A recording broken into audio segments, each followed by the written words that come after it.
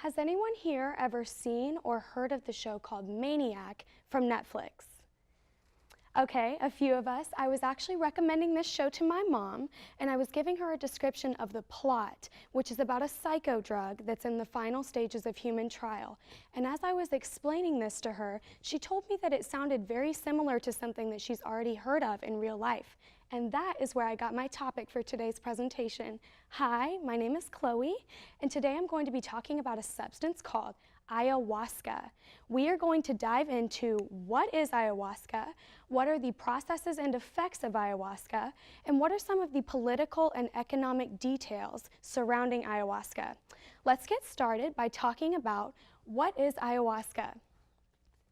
Ayahuasca is defined as, according to Houghton Mifflin 2015's The American Heritage Dictionary of Medicine, as a hallucinogenic brew made from the bark and stems of a tropical South American vine of the genus Banisteriopsis caapi, mixed with other psychotropic plants used especially in shamanistic rituals by Amazonian Indian people.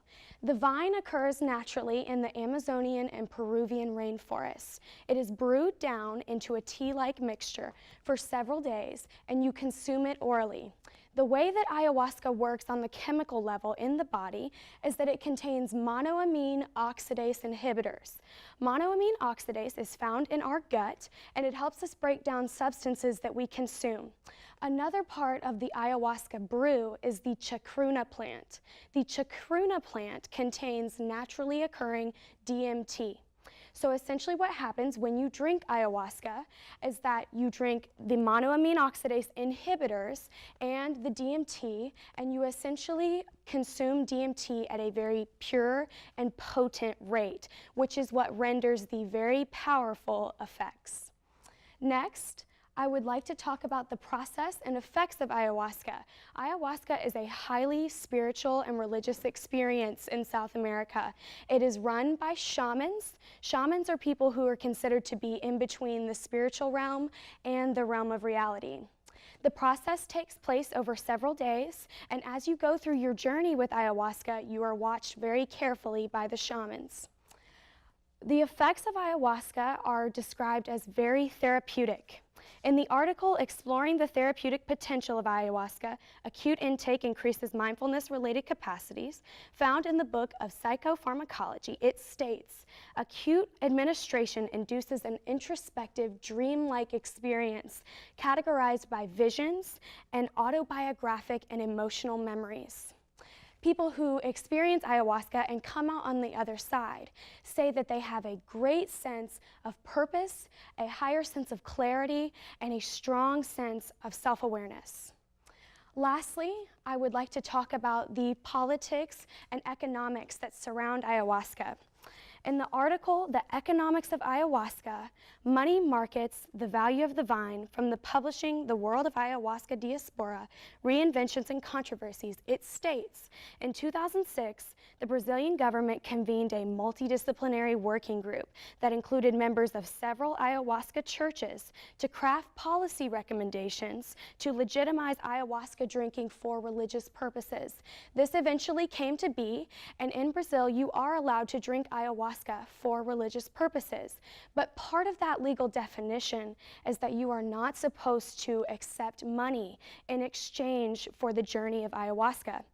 This creates a problem for the many, many people that come from all over the world to South America to experience the very famous ayahuasca journey. And that is essentially what creates the black market for ayahuasca. And in the coming decade, I am very interested to see, as ayahuasca becomes a more mainstream substance, how it will affect the northern hemisphere of the world and the drug market that we know today.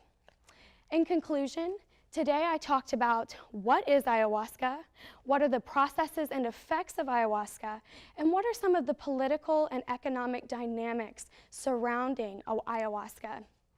I would like to leave you all with a very beautiful quote that I really feel ties in our discussion very well today.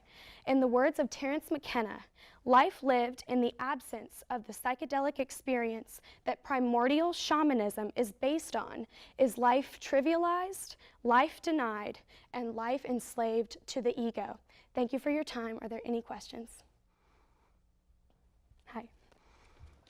It's actually about 3 different questions here. Okay. Did you find that any of these that had been under the influence of this had any flashbacks later on? Yes, that is essentially what ayahuasca is supposed to do. Instead, unlike a hallucinogen such as mushrooms or something like that, you don't just have random visions. It's supposed to be centered around self-reflection, and you are supposed to hallucinate about things that have happened to you in your life. That is, of course, I haven't taken ayahuasca or experienced it, so I can't confirm that, of course. But that is what pretty much every person says that they take it. And sometimes that's not a fun experience. And they say that even though they come out with, you know, a better sense of who they are and a better sense of their self-awareness, they said that the journey itself was not very fun to partake in because it is dealing with things of self-reflection. And sometimes those things are not necessarily fun to confront. So there's a transposing of senses Yes. of some type Yes. with this. Yes. Okay, so does this explain why they're under the influence of it? You said that they were watched during Yes. this time? Why Well, is that? when you drink ayahuasca, one of the first urges is for you to vomit violently, vomit hardcore. I don't think that the brew tastes very good. So shamans are there to make sure that your health is in order and that you're not in any type of dangerous peril. And it's also a very spiritual and religious experience. So that's why shamans are so highly tied into the process. Thank you. You're welcome. Helen. The people who take this, did they have, like, prior to taking it, did they have proclivities toward mysticism or lucid dreaming or anything like that?